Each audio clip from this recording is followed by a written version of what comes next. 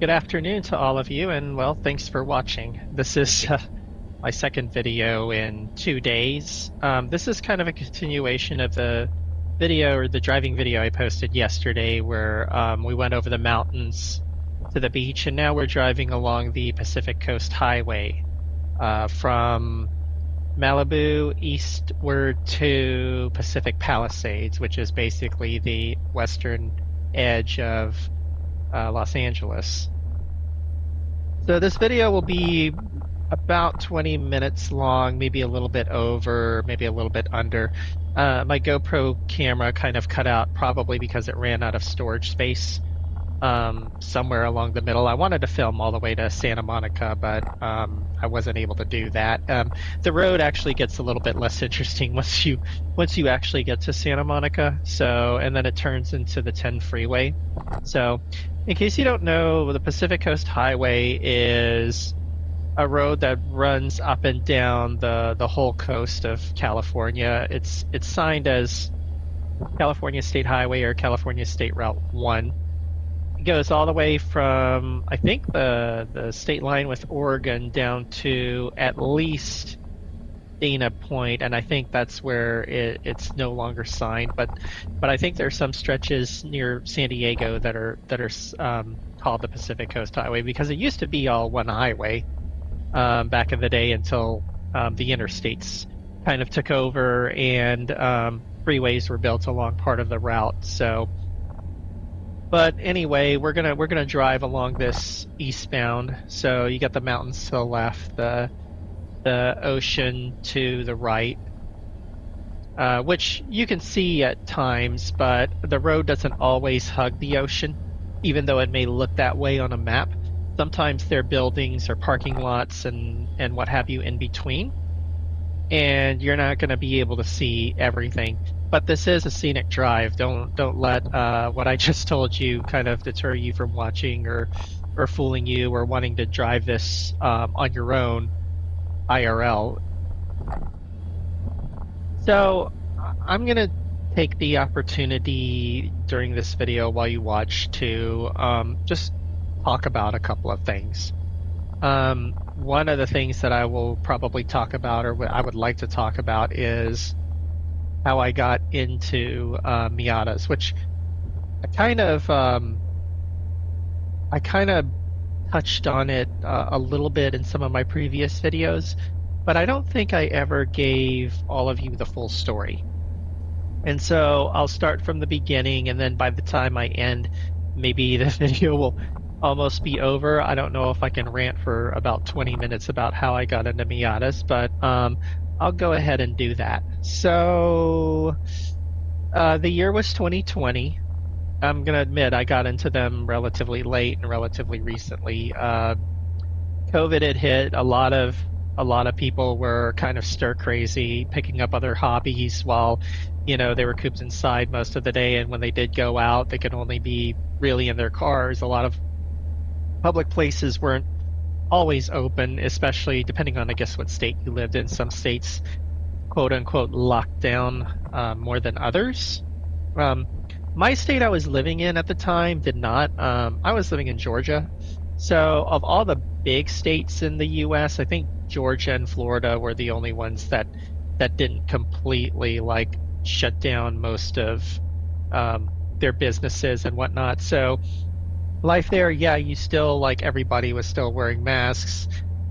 Certain businesses weren't open during certain times. There was capacity limits, but all in all, Georgia and I guess to a lesser extent Florida, they didn't shut down as much as say even Texas did, as far as what you could do. But even so, yeah, I was working from home most of the time, and at the time the car I had was a 9th gen Civic Si, and I had owned mostly Hondas until that point.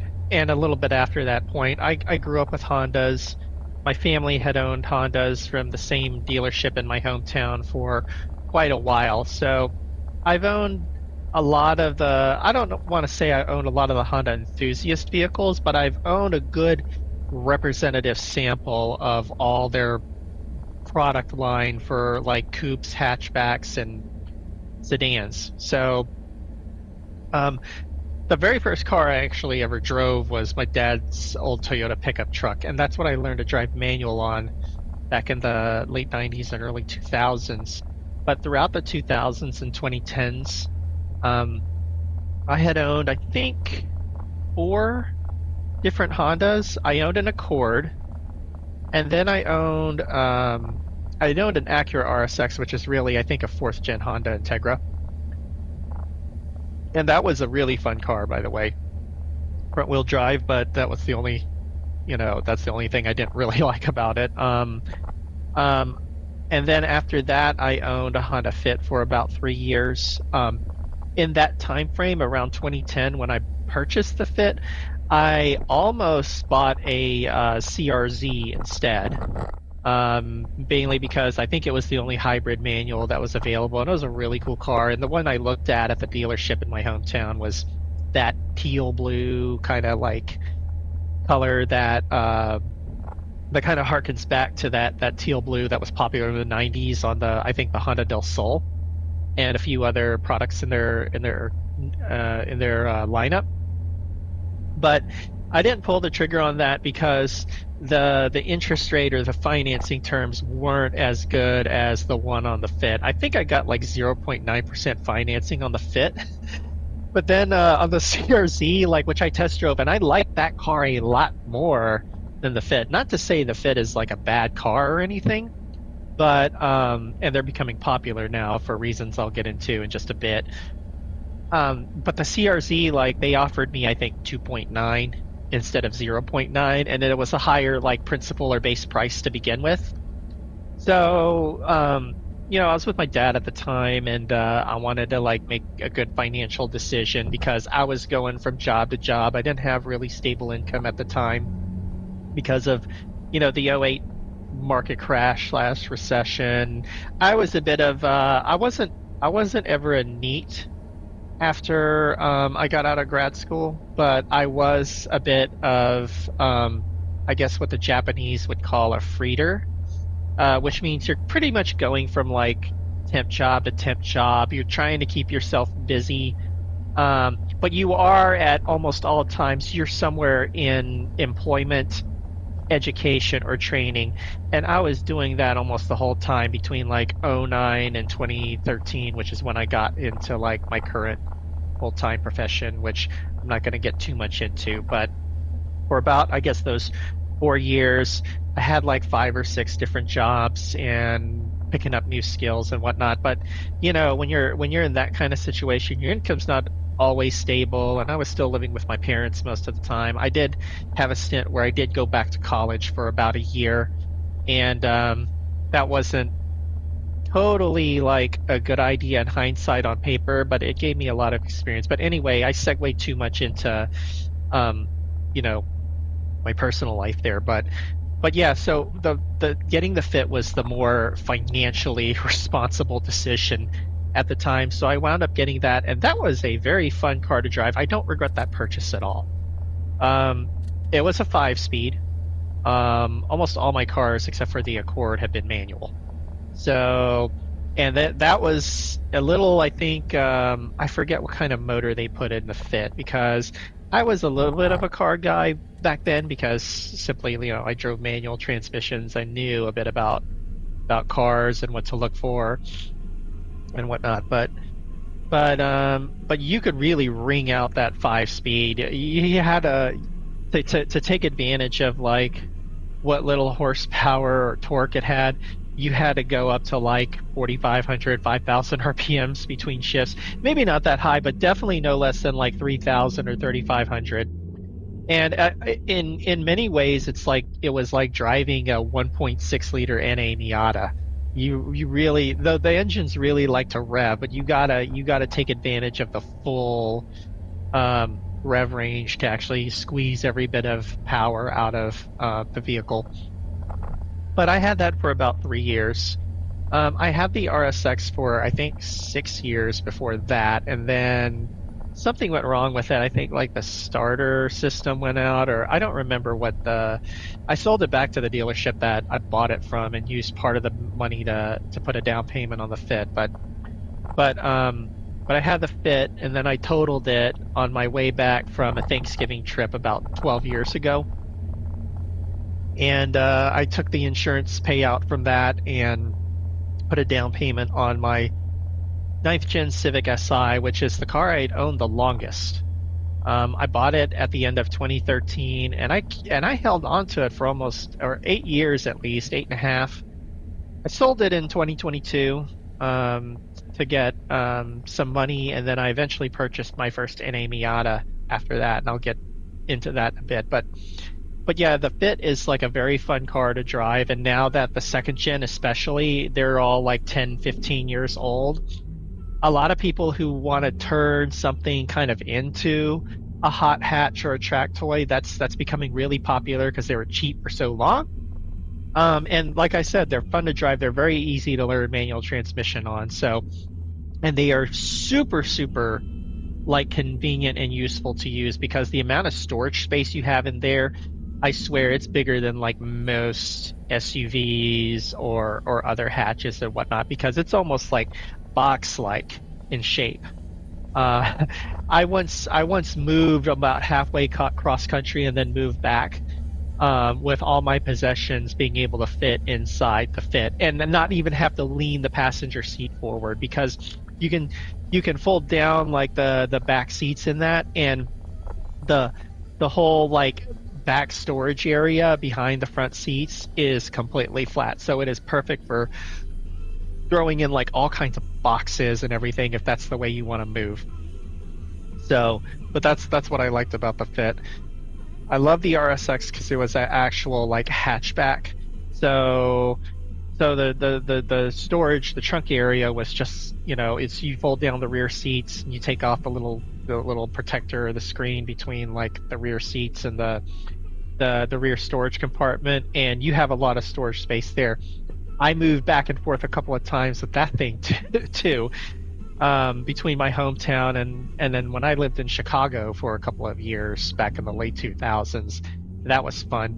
I think by the time I sold that vehicle had way too much rust underneath because I never bothered washing my car in the winter, and they salt the roads up in Illinois and Wisconsin and those states. So, in fact, I I like keeping my old license plates from all the cars that I own, and the license plate on that thing was the back of it was all rusted from all the salt and the snow and the water that got in between, and it's the only plate I have that's like the back is just nothing but rust. I may have to show you one of these days.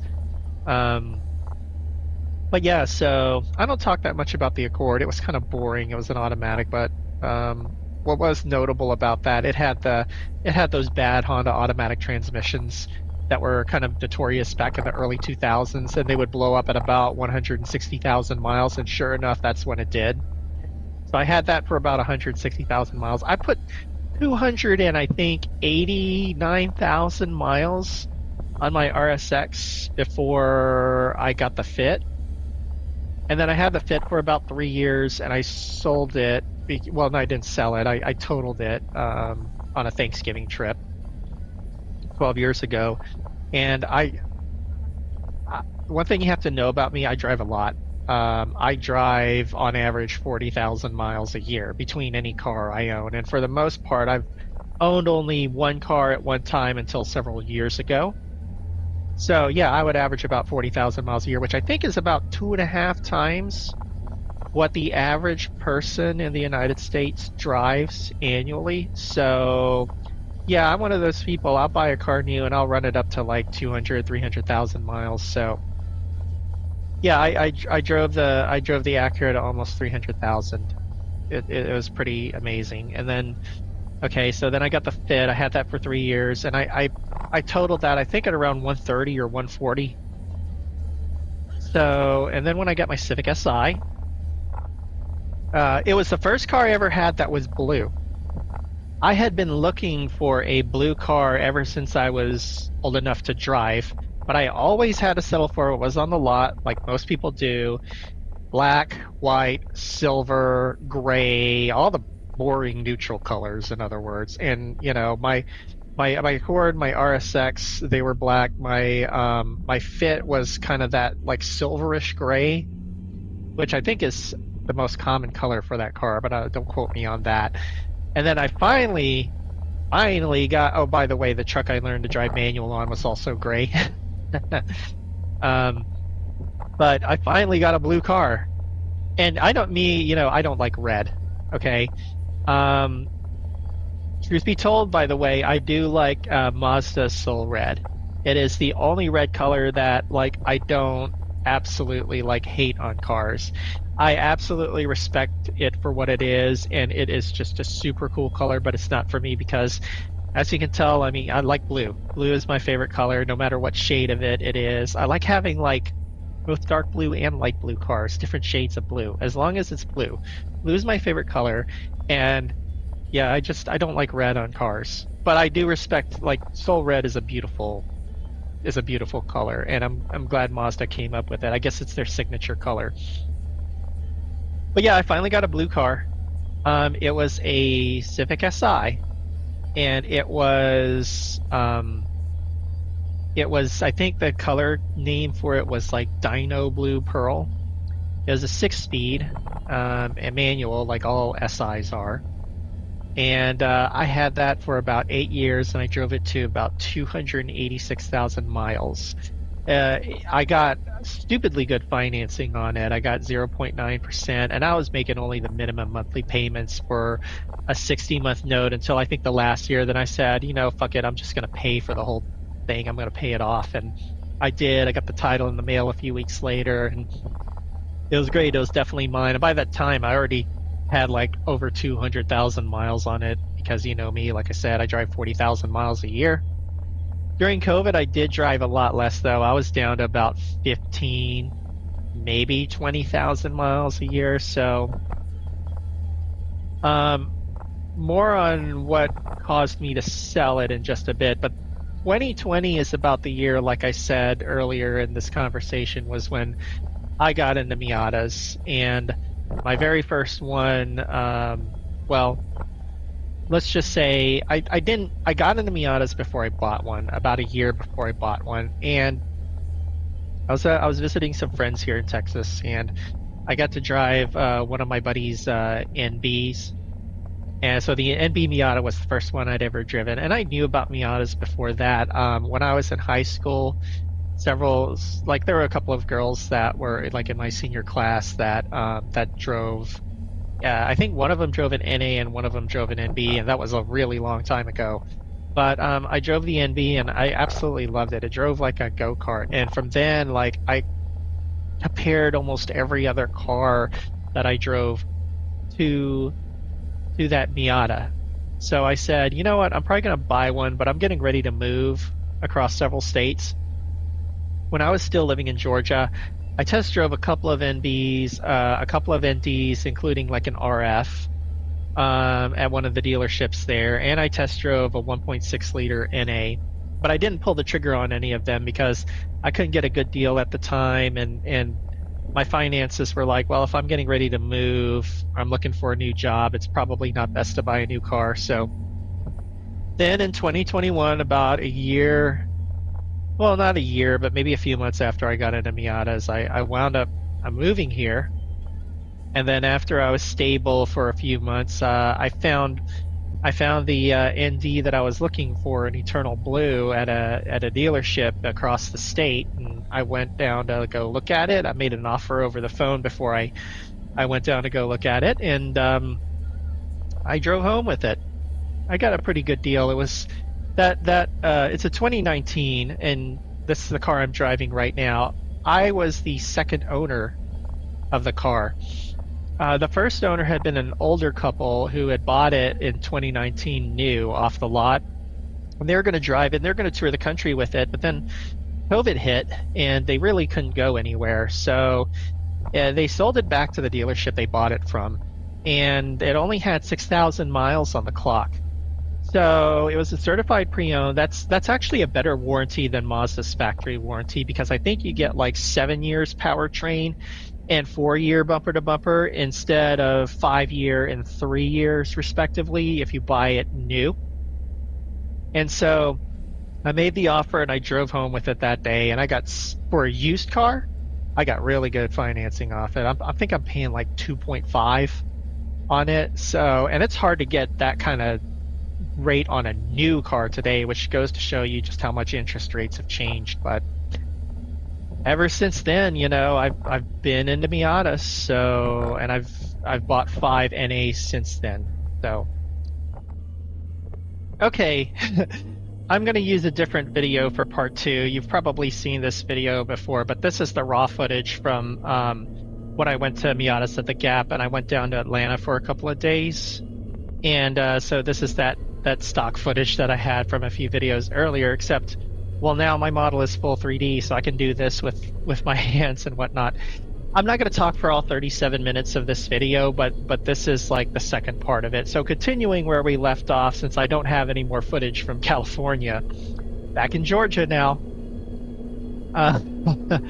So where I was that, okay, so I had bought that 2019 Miata, first year of the ND2. And I've owned that car ever since. It was the very first Miata I've driven. It had 6,000 miles on the clock. I bought it certified pre-owned. And I got a stupid low interest rate on it. I said I bought it at like 2.5%. So, and I'm still making the payments on it because it's like, why pay it off early with such a good rate? I still have like a couple years left on the note, but who knows? I might pay that off early too. But yeah, I've owned that Miata the longest. It's the only ND I've ever owned as of the recording of this video. But, so I had that for a few months, and I had my Civic at the same time, my Civic Si that I absolutely loved. And it was at about 286,000 miles in the spring of 2022.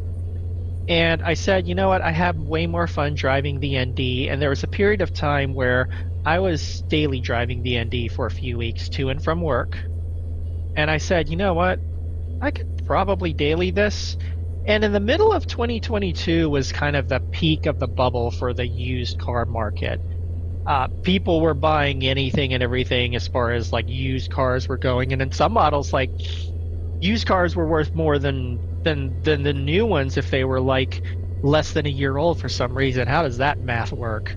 I did minor in economics in college, and I can tell you exactly what kind of market that is, but it's very rare. But anyway, I'm not going to get a rant about. Not going to get into a rant about like the economics or anything. I'm not going to bore you with that. But yeah, the whole market was kind of fucked up. So I said, you know what? I'm just going to list the Civic for sale because I want to see just how much I can get for it. And a part of me does regret selling it because every once in a while I do wonder, how many miles could I have driven? Because I had only gotten it serviced at my hometown's dealership, and then I changed the oil on my own once on the car. And I did it every 10,000 miles, which may seem like a lot, but that's what Honda recommended. And hey, every 10,000 miles, and I still got to 286,000, and there was nothing wrong with the car when I sold it. Engine was just fine. Original transmission, original clutch, original everything. Which goes to show you I do know how to drive a manual transmission and make it last long. A lot of people who drive manuals and quote unquote know how to drive manuals don't actually know how to drive them. But yeah, I had that for a really long time, and I sold it to a guy who drove 100 miles to come get it. I think I had it listed on Facebook Marketplace for just a couple of days, and then I sold it for probably way more than what it was worth, even though it had almost 300,000 miles on it. Excuse me. Got my drink here.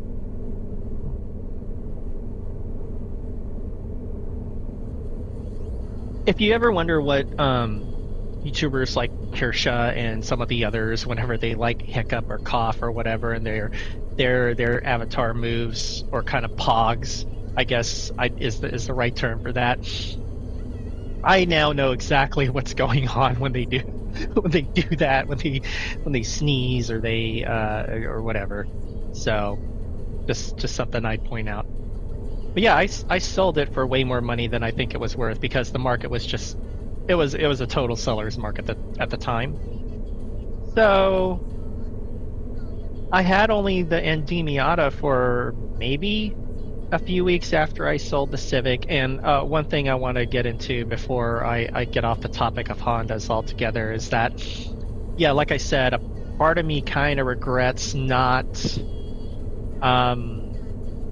not holding on to it and seeing just how many miles I could squeeze out of that engine. Because I guarantee you, if I'd held on to it and I still had it today, I'd have well over 400,000 miles. I'd probably be approaching 500,000 if I was still keeping it as my daily driver, assuming it was the magical, Honda engine that you take care of it and it'll go 1,000,000 miles if you're lucky. Um, but yeah, like there's this Twitter/X account called, I think it's Mileage Impossible, and I feel like I've owned multiple Hondas that would have been eligible to to be posted on that account. I've taken multiple Hondas above 200,000 miles, which that's a lot of miles. There are people out there who think 100,000 miles is a high mileage car. It's like this isn't like the 1960s or the 1970s where you're talking about like American V8s or something, or Malaysia or cars where nowadays peak engine reliability for like the internal combustion engine was around the late 90s really through I think the early 2010s. That's the sweet spot. A lot of those cars, if they're taken care of, they have well over 200,000 miles. Just look on any market, whether it be like Auto Trader, Auto Tempest, some of these others. I don't want to plug too many of them, but yeah, you'll find high mileage cars all day on those sites. So yeah, for a few weeks in 2022, I only had the ND. And then I bought my first NA Miata. I think it was in March or April of 2022. Probably overpaid for it a little bit, but I wanted a different generation. I had the ND, and I made the ND my daily, and it's been my daily ever since. And my NAs have all been kind of weekend cars, except when my ND was in the shop for a warranty repair about a couple of years after I got it, and that was largely fixed. But I had two NAs that I relied on at the time, back in early 2023 when that happened. So, but I've owned multiple Miatas ever since, with the exception of a few months that I did not have an NA after my second NA that I bought got totaled by a hit and run driver. But that's a rant for another day. I'm not going to talk completely about like all the NA Miatas I've owned, but I've had the ND and I've had at least one NA ever since I got into Miatas. So, and if you ask me to choose between the two, well, each has their advantage, and the NA just has that classic style. But I'm going to tell you, anybody who's driven multiple generations of the Miatas, whether they had the NA or the ND, I'm sorry, the ND is a better car in almost every way than any of the other generations. The NC does have its advantages over the ND in some senses. It's the best value of the Miatas, and a lot of like bigger people, if they're like too tall or well, to lack of a better term, too wide, they can't fit comfortably in an NA, NB, or an ND. They will reasonably fit well in an NC. So I'm not one of the people. I can laugh at the jokes about like the NCs being boats and all, but like, no, don't knock the NC. The NC is a great car. It's a great Miata. So it drives a little bit differently, I think. It's the most different of the four generations, but don't knock it. It's a great car. So, but yeah, the ND is better than in almost every way than the NA and the NB, and I'll stand by that any day, having driven multiple variations of all three of those generations. My roommate owns a NB Miata. The very first Miata I drove was an NB. I've driven 3 or 4 others, including a Mazda Speed, and which I never bought. I didn't pull the trigger on that several months ago. If you watched another video of mine, I talked about it in I think I talked about it in my NB Buyer's Guide. I just I had the opportunity to buy a Mazda Speed and I didn't pull the trigger. Something just didn't seem right about that particular one, even though it had, like, the flying Miata enchilada kit and all that. So, but yeah, I've been into them ever since, well, going on 5 years now, and I've owned them for a little bit over 4. So, and I finally have like the NA I want. I will talk about this in a different video because I think I've ranted long enough about this, but in a separate video I'm gonna rant about just my time of owning Miatas.